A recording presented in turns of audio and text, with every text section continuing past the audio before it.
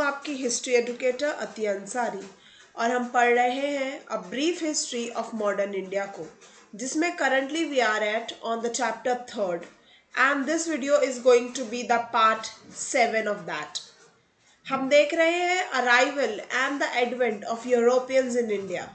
हमने हमारे पिछले वीडियो में स्पेसिफिकली डील किया with the arrival of Britishers in India.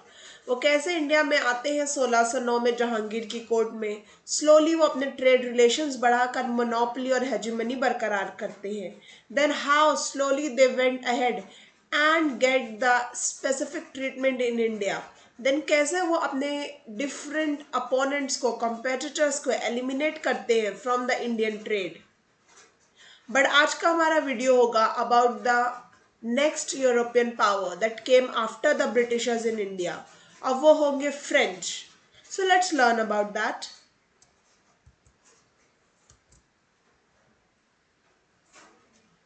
The French जो है भारत में लास्ट यूरोपियंस होंगे आने वाले, और ये इंडिया में आएंगे इन 1664 में। जैसा कि हमने देखा था, Britishers are going to come in 1609 but French are going to come in 1664। अब ऑल दो जो फ्रेंच थे उनकी हमेशा से ही एक विश थी to engage in the commerce of the east. Of course हर यूरोपियन पावर चाहती थी, हर यूरोपियन नेशन चाहता था कि वो ट्रेड और कॉमर्स करे ईस्ट के साथ, ओरिएंट के साथ, इंडिया के साथ। जब से ही 16th सेंचुरी शुरू हुई थी, जब से ही वास्को डी गामा इंडिया के रास्ते को तलाश कर चुके थे, बट उनका जो अपीयरेंस था फाइनली कब वो इंडियन कोस्ट पर आते हैं वो बहुत ही लेट है, जो कि हम देखते हैं 1664 है। और जैसा कि मैंने आपको कहा, they were the last Europeans to come to India, और ऑफ कोर्स इनका भी आने का purpose is going to be the trade. अब ये किस बादशाह, किस राजा के रेन में इंडिया आते हैं? So it was Louis the 14th। Okay, the name of the king is Louis the 14 और under the leadership of the very famous minister Colbert. यहाँ पर फाउंडेशन रखी जाती है फ्रेंच कंपनी की, जिसका नाम होगा कंपेन दस Andes orientals. Basically it really means just French east India company. Okay, it's basically just going to mean the French East India Company.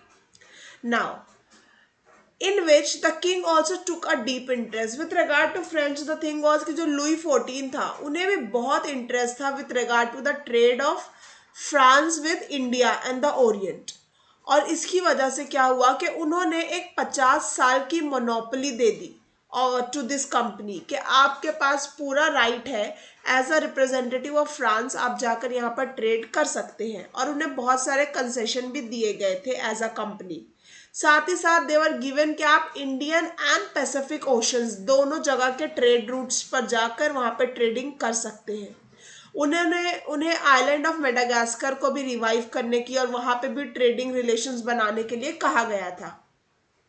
And of course as many territories they could conquer, और उन्हें कहा गया था कि आप जितनी colonies बना सकते हैं, जितनी टेरिटरीज को जीत सकते हैं, उन पर अपना राज कर सकते हैं, everything is welcome. That was the work of any European nation at that time, जो भी ईस्ट की तरफ, ओरिएंट की तरफ ट्रेड करने आते थे। अब जो कंपनी है उसने बहुत ज्यादा पैसे और अपने रिसोर्सेज इस पर खर्च कर दिए कि वो कैसे रिवाइव करे उनकी ऑलरेडी एग्जिस्टिंग कॉलोनीज को। मेडागास्कर में उनकी ऑलरेडी कॉलोनीज थी, लेकिन अभी उनका कंट्रोल वहां पर बहुत कम हो गया था। तो जैसा कि उन्हें लुई द 14 की तरफ से बोला गया था कि यू ट्राई टू रिवाइव, आप फिर से उन्हें जीतने की कोशिश करो, इसमें उनका बहुत पैसा और उनके रिसोर्सेज वेस्ट हो गए, बट उन्हें कोई सक्सेस हाथ नहीं लगी। हम 1667 को आते आते देखते हैं कि फ्रेंकोइस द कैरन जो है वो इंडिया में एक्सपीडिशन लेकर आएंगे और वो एक फैक्ट्री कायम करेंगे सूरत में। फिर होंगे एक पर्शियन जिनका नाम होगा मेरकारा, ये कैरन को अकम्पनी करेंगे और कैरन के साथ होंगे, और एक और फैक्ट्री बनाई जाएगी मसूलीपट्टनम में 1669 में। और ऐसे हम स्लोली स्लोली देखते जाएंगे कि फ्रेंच जो है वो इंडिया के नेटिव रूलर्स के साथ अपने रिलेशंस बनाते जाएंगे। जैसे कि सुल्तान ऑफ गोलकंडा है, इनसे भी एक तरीके का पेटेंट ले लिया जाएगा, इनसे भी कंसेशंस लिए जाएंगे। और हमने देखा था कि सुल्तान ऑफ गोलकंडा ने डिफरेंट यूरोपियन नेशंस को भी बहुत से कंसेशंस दिए थे। देन विल सी कि जो फ्रेंच है उन्हें परमिशन मिल जाएगी इवन फ्रॉम शाइस्ता खान। शाइस्ता खान जो कि बंगाल के गवर्नर थे मुगल रूल के अंडर, बंगाल के सूबेदार, यस। सो इनको भी एक तरीके की परमिशन शाइस्ता खान से मिल जाएगी, एक तरीके की टाउनशिप बसाने की, एक तरीके का फ्रेंच कॉलोनी, फ्रेंच लोगों का बस्ती बसाने की नियर चंदेर नगर जो कि कलकत्ता के पास होगा। सो हम देख रहे हैं कि वो साउथ इंडिया में मसूलीपट्टनम में उनकी कॉलोनीज बन रही हैं। देन विल सी के ईस्ट कोस्ट ऑफ इंडिया जो कि बंगाल है, चंदर नगर के भी आसपास उनकी टाउनशिप बस रही है। तो स्लोली स्लोली फ्रांस के जो लोग हैं वो different coast of India, India के डिफरेंट डिफरेंट साहिल पर अपनी फैक्ट्रीज बना रहे हैं, अपना स्ट्रॉन्ग होल्ड बनाते जा रहे हैं। लेकिन जो पौंडीचेरी था या फिर आज के वक्त में अगर हम कहें पुडुचेरी, तो वो फ्रांस का सबसे ज़्यादा इम्पोर्टेंट सेंटर था। हम देखेंगे कि इन 1673 में जब शेर खान लोधी उस वक्त गवर्नर होंगे वलीकोंडापुरम के, जो कि एक बीजापुर सुल्तान के अंडर की टेरिटरी थी, वो ग्रांट करेंगे फ्रेंकोइस मार्टिन को, जो कि डायरेक्टर होंगे उस वक्त की फ्रांस की मसूलीपट्टनम फैक्ट्री के। एक साइट, एक जगह उन्हें देंगे कि आप यहाँ पर अपना सेटलमेंट बसा सकते हो, यहाँ पर आप अपनी कॉलोनी, यहाँ पर आप अपनी बस्ती बसा सकते हो। ये परमिशन दी जाएगी शेर खान लोधी के जरिए। किसे दी जाएगी? फ्रेंकोइस मार्टिन को। और इसी तरह पौंडीचेरी फाउंड किया जाएगा as a very important France centre 1674 में। और उसी साल हम देखेंगे कि फ्रेंकोइस को है कैरन नाम के एक डिफरेंट फ्रेंच गवर्नर ने सक्सीड किया। So the first governor is going to be Francois and will see जो सेकंड गवर्नर होंगे फ्रांस के, वो होंगे कैरन। लेकिन ये जो फ्रेंच कंपनी स्टैब्लिश की जाएगी वो बहुत से अलग अलग पार्ट्स के में भी बनाई जाएगी इंडिया के। फॉर एग्जांपल पुडुचेरी में तो होगी, बट उसके बाद हम देखेंगे कि जितने भी बेसिकली कोस्टल रीजन्स हैं, हमारे समंदर के करीब के जो भी रीजन्स हैं, वहाँ पर उनकी फैक्ट्रीज बनाई जाएगी, उनके सेटलमेंट्स बनाए जाएंगे। ऑफ कोर्स रीजंस बहुत ही ऑब्वियस है, क्योंकि उस वक्त जो ट्रेड होता था वो ओशन के जरिए होता था, वो समंदर के जरिए होता था। सो इट्स ऑलवेज ईजियर कि अगर आपको समंदर के किनारे सेटलमेंट है, फैक्ट्रीज है, वेयर हाउसेज है, सो आपके लिए काम आसान हो जाएगा चीज़ों को शिप करना, डिस्पैच करना। इसीलिए सभी यूरोपियंस जो है इंडिया के कोस्ट पर अपने सेटलमेंट्स बढ़ाते जाएंगे। अगर हम फ्रेंच स्ट्रॉन्ग होल्ड्स की बात करें तो they are going to make settlements at Mahe, then we'll say Karaikal, then we'll see at Balasore, then Kasim Bazar Bengal. ये जो है कुछ इंपॉर्टेंट ट्रेडिंग सेंटर्स होंगे फ्रांस की ईस्ट इंडिया कंपनी के। और जब after taking the charge of Pondicherry in 1674 जो फ्रेंकोइस मार्टिन होंगे, उन्होंने इस प्लेस को सबसे ज़्यादा इम्पॉर्टेंट प्लेस के तौर पर उभारा और ये बन जाता है फ्रांस का स्ट्रॉन्ग होल्ड इंडिया में। और हम बात कर रहे हैं पौंडीचेरी की। लेकिन अगर हम बात करें कि ऐसा क्या हुआ फ्रांस के साथ इंडिया में जिसकी वजह से उन्हें सेटबैक्स लगे। सेटबैक मतलब एक तरीके का उन्हें धक्का लगा, किन चीज़ों की वजह से वो थोड़े पीछे रह गए। सो जो फ्रांस की पोजीशन थी इंडिया में वो बहुत बुरी तरीके से अफेक्ट हो जाती है एक वॉर के शुरू होने की वजह से। और हम किस वॉर की बात कर रहे हैं? ये वॉर होगी डच और फ्रांस के बीच में। Dutch and French are going to get into a war और ये बॉल्स्टर्ड होगा उनके अलायंस की वजह से। क्यों शुरू होगा ये सब की वजह होगी उनका एक अलायंस जो कि है with the English since the revolution of 1688। Revolution of 1688, yes I am talking about the glorious revolution जो कि यूरोप में होगा, जिसे हम ब्लडलेस रेवोल्यूशन भी कहते हैं। हमें यहाँ पर एक बात समझने की ज़रूरत है कि जो कुछ भी यूरोप में होगा उन सभी के जो असर है, सभी का जो इफेक्ट है, we are going to see in India also, in the colonies of the orient also, क्योंकि यहाँ पे है सभी यूरोपियन पावर्स और इनके मेन, इनका जो घर है वो तो यूरोप में है। So anything that is going to happen in Europe, the effects are going to be seen in India, in the orient, in the colonies of those European powers. ठीक है, सो जो डच और फ्रांस के बीच में जो ये जंग शुरू होगी उसका रीजन होगा रेवोल्यूशन ऑफ 1688 में, ग्लोरियस रेवोल्यूशन से इसकी कड़ी जाकर जुड़ेगी। अब होता क्या है कि जो डच है वो पौंडीचेरी को कैप्चर कर लेंगे 1693 में। ओके, लेकिन हम देखेंगे कि 1697 आते आते ट्रीटी ऑफ रेजविक होगी। ओके, एंड इसके जरिए पौंडीचेरी जो है वापस फ्रेंच को दे दिया जाएगा। लेकिन डच जो है उसे 97 में नहीं देंगे, 2 साल और वो उस पर अपना गैरिसन रखेंगे, उस पर अपना कब्जा बरकरार रखेंगे। लेकिन विल सी के अराउंड 99 पौंडीचेरी वापस मिल जाएगा फ्रांस को। वंस अगेन जब फ्रांकोइस मार्टिन को 99 में पौंडीचेरी वापस मिल जाएगा तो वो अपनी एबल गाइडेंस के जरिए इसे वापस से फ्लरिश कर देंगे, वापस से ही बहुत अच्छा बना देंगे। And again it's going to be the one of the very important settlement of French in India. तो पौंडीचेरी देखेंगे सो उसे ऊपर नीचे होते हुए बहुत से मराइल का सामना करते हुए, but eventually it's going to be an important part of French territory in India. फिर हम देखेंगे कि फ्रांस के साथ कुछ अच्छा नहीं हो रहा है। Again there was a bad turn in the fortunes of the French company in India, और ये फिर से एक वॉर होगी, और इस बार भी ये वॉर कहाँ होगी? यूरोप में, और इसका नाम होगा वॉर ऑफ स्पेनिश सक्सेशन। जैसे कि हम नाम से ही देख सकते हैं ये स्पेनिश सक्सेशन के बारे में है, यानी स्पेन की जो गद्दी है यूरोप में उस पर कौन बैठेगा। तो ये स्पेन की गद्दी की लड़ाई फिर से इंडिया में अफेक्ट करेगी फ्रांस को, और ऑफ कोर्स ये लड़ाई कहाँ हो रही है? ये हो रही है यूरोप में। हम देखेंगे कि यहाँ पर क्या होता है। सो स्पेन के एक किंग होंगे जिनका नाम होगा किंग चार्ल्स द सेकेंड। ठीक है, किंग चार्ल्स द सेकेंड जो है he is not going to have any kids, इनके कोई भी उत्तरदायी नहीं है। He is not going to have any heir, उनका कोई भी बच्चा नहीं होगा। So now the question is कि किंग चार्ल्स सेकेंड के बाद कौन बैठेगा स्पेन की गद्दी पर, और यही जो लड़ाई शुरू होगी डिफरेंट यूरोपियन नेशंस के बीच में स्पेन की गद्दी के लिए यूरोप में, उसका असर हमें दिखेगा इंडिया में फ्रांस पर। Consequent to this they had to abandon their factories at Surat, Masulipatnam and Bantam early 18th century में। वहां की लड़ाई की वजह से फ्रांस को यहाँ पे इतने एरियाज में छोड़ के जाना पड़ गया था, जो कि सूरत, मसूलीपट्टनम और बंतम थे। और अगर हम इवेंचुअली देखें द फ्रेंकोइस मार्टिन जिसने रियली कंसोलिडेट किया था फ्रांस की पावर को इंडिया में, he is going to die in 1706, और ये वक्त जो होगा एक और सेटबैक देगा फ्रांस को इंडिया में। जो फ्रेंच पावर है ये और क्रम्बल हो जाएगी after the death of Francois Martin. लेकिन ये अंत नहीं होगा। फ्रेंकोइस मार्टिन की death is not going to be the end of France.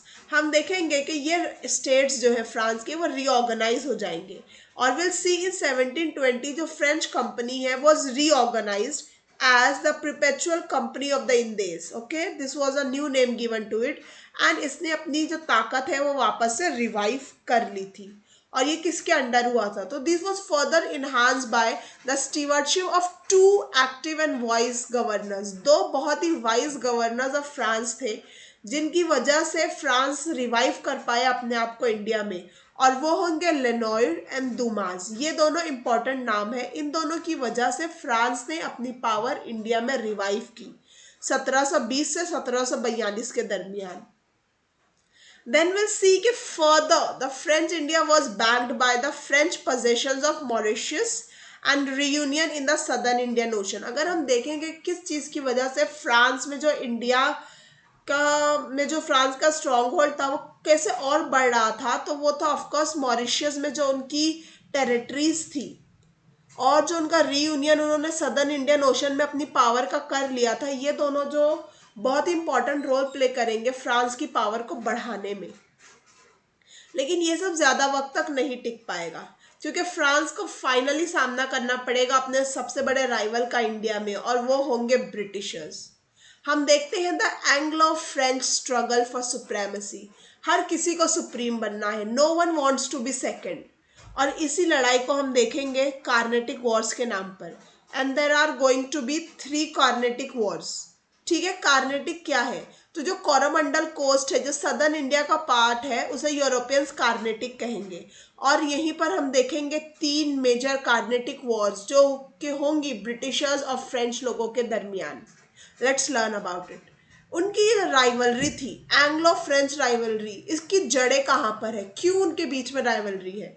So the British and the French both came to India. दोनों का क्या मकसद था इंडिया आने का? Of course trading, but they were ultimately drawn in to the politics. लेकिन हम देखेंगे कि स्लोली कैसे दोनों पॉलिटिक्स की तरफ चले जाते हैं। Both had the visions of establishing political power over the region. Of course the Anglo-French rivalry in India reflected the traditional rivalry of England and France throughout their histories. अगर हम Europe की बात करें तो इंग्लैंड और France ये दो ऐसे नेशंस रहे हैं जो यूरोप की हिस्ट्री में उनके बीच में राइवलरी रही है फॉर वन और द अदर रीजन। और ये बहुत से डिफरेंट यूरोपियन इवेंट्स के दरमियान हमें देखने को मिलता है कि दोनों हमेशा अपोजिट ग्रुप्स में ही होंगे। अगर हम बात करें ऑस्ट्रियन वॉर ऑफ सक्सेशन की, ओके, जैसे हमने देखा स्पेनिश वॉर ऑफ सक्सेशन, ऐसे ही एक होगा ऑस्ट्रियन वॉर ऑफ सक्सेशन, जहां पर ऑस्ट्रिया की गद्दी के लिए लड़ाई होगी। और लड़ाई होगी कि कौन बैठेगा ऑस्ट्रिया की गद्दी पर, और कैसे ऑस्ट्रिया ऑस्ट्रिया वर्सेस प्रुशिया, एक और जो यूरोपियन नेशन होगा, उन दोनों के दरमियान लड़ाई होगी ऑस्ट्रेलियन वॉर ऑफ सक्सेशन में।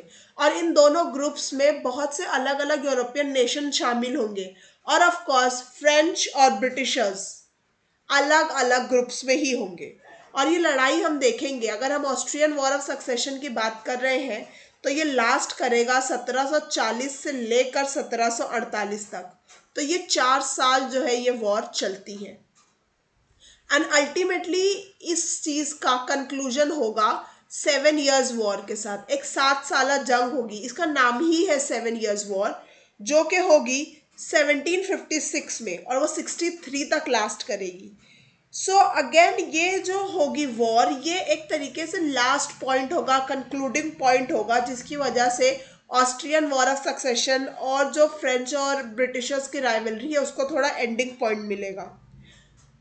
अगर हम पूछे और समझे कि क्या था ये 7 इयर्स ऑफ वॉर, किस चीज के बारे में लड़ाई हो रही थी, सो बेसिकली ये जो है ओहायो रिवर जो है, ओके, एक रीजन है ओहायो रिवर के पास का, यहाँ पे अपनी पावर बढ़ाने और ज़्यादा से ज़्यादा ज़मीन को अपने अंदर करने के लिए, एक्सपांशन करने के लिए ब्रिटिशर्स और फ्रेंच लोगों के बीच में ये जंग होगी।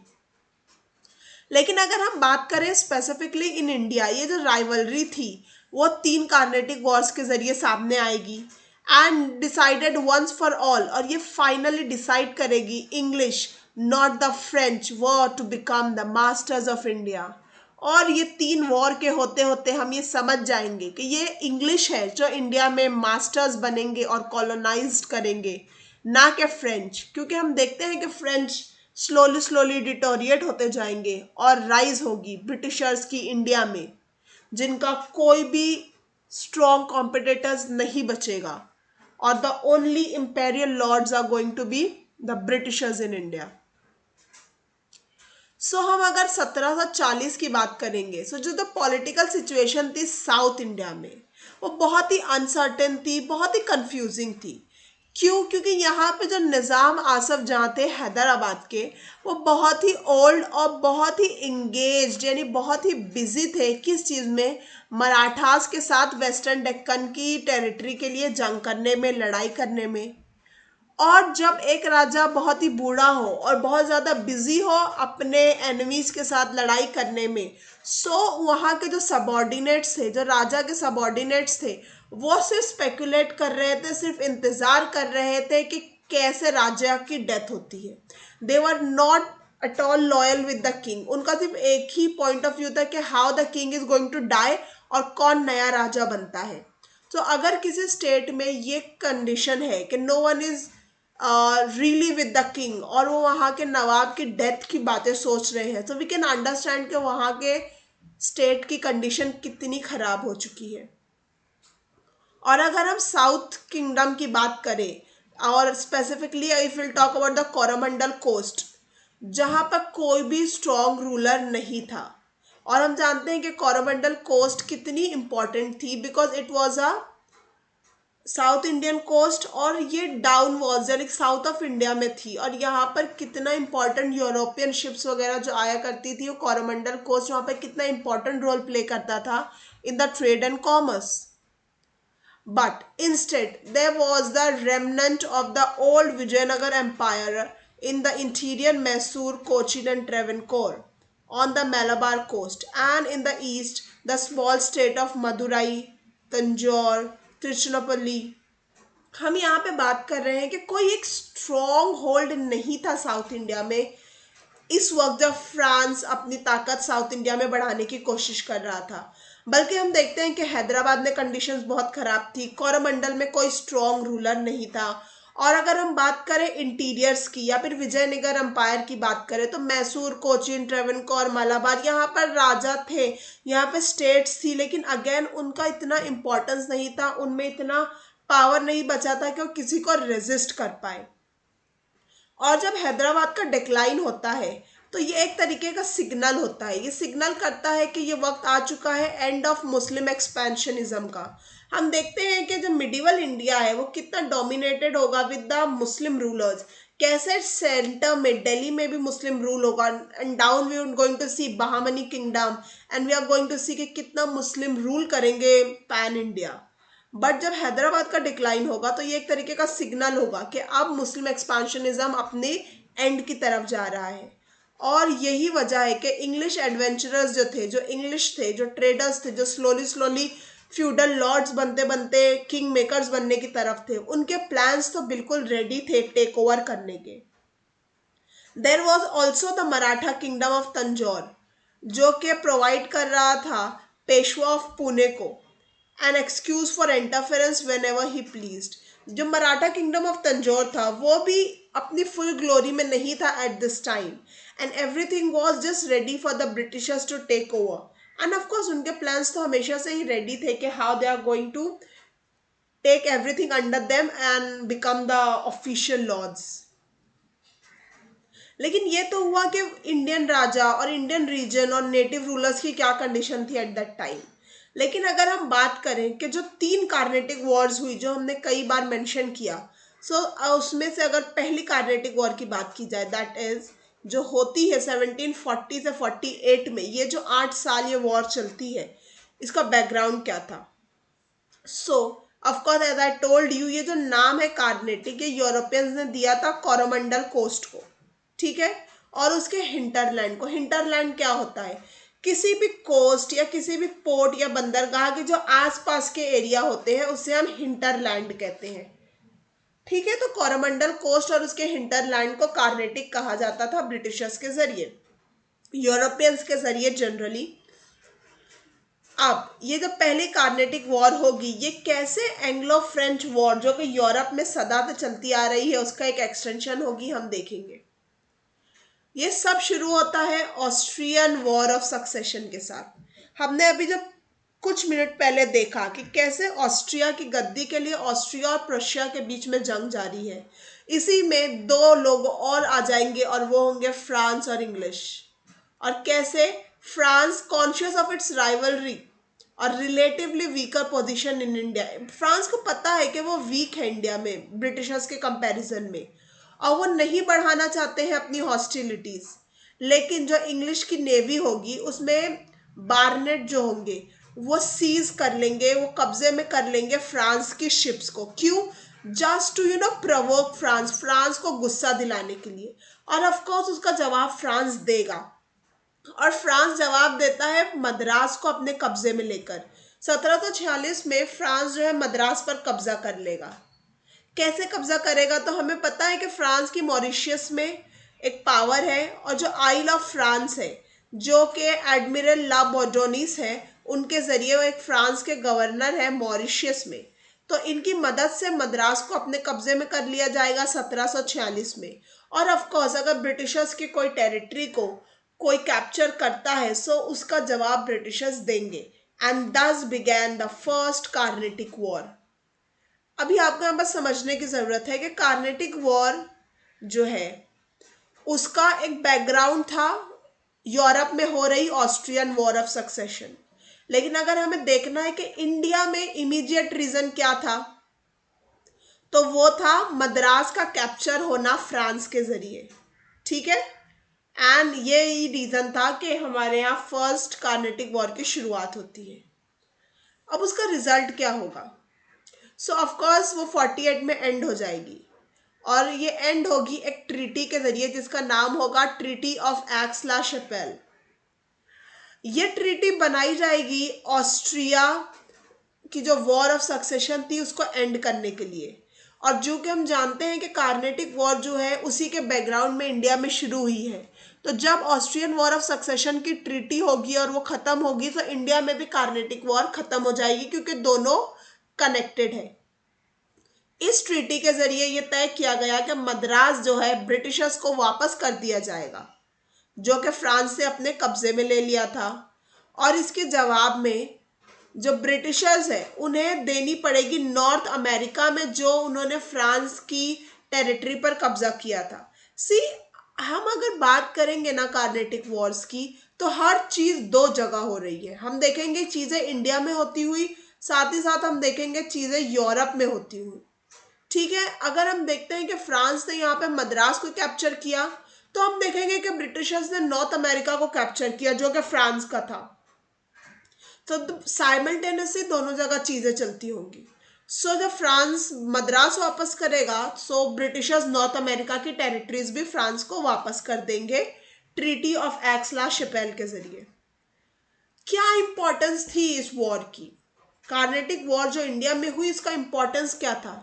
तो ये वॉर में जो सबसे ज्यादा याद रखने वाला बैटल होता है वो the battle of the San Thome, जो कि मद्रास में होगा। और ऑफ कोर्स ये लड़ा जाएगा फ्रांस और ब्रिटिशर्स की फोर्सेस के दरमियान। लेकिन यहाँ पे कैच ये है कि ब्रिटिशर्स जो है वो डायरेक्टली खुद नहीं लड़ेंगे यहाँ पर फ्रांस के साथ। यहाँ पर अनवरुद्दीन जो कि नवाब ऑफ कार्नेटिक है ब्रिटिशर्स को सपोर्ट करेंगे, और ब्रिटिशर्स इनसे मदद की गुहार लगाएंगे। सो यहाँ पर अनवरुद्दीन की फोर्स और फ्रेंच की फोर्स के बीच में फर्स्ट जो कार्नेटिक वॉर होगी बैटल ऑफ सेंट थोम में होगी।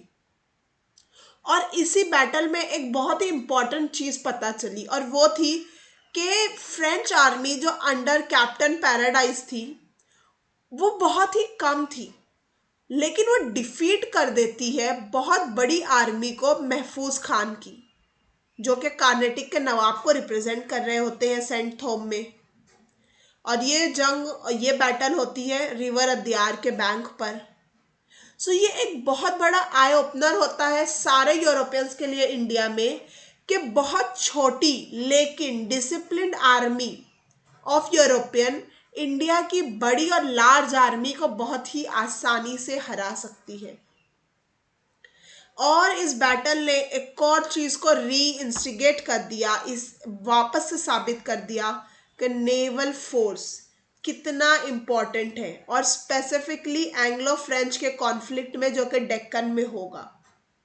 सो जो बैटल ऑफ सेंट थोम थी या जो फर्स्ट कार्नेटिक वॉर थी, इसने बता दिया यूरोपियंस को कि अगर आप एक छोटी आर्मी रखते हैं but you have a good naval force and आप ऑर्गेनाइज हैं, तो आप बड़ी इंडियन आर्मी को भी हरा सकते हैं।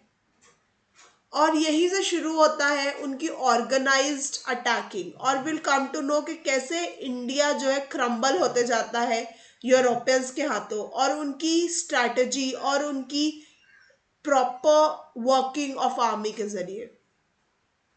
That's it for today with regard to French and the first Carnatic war.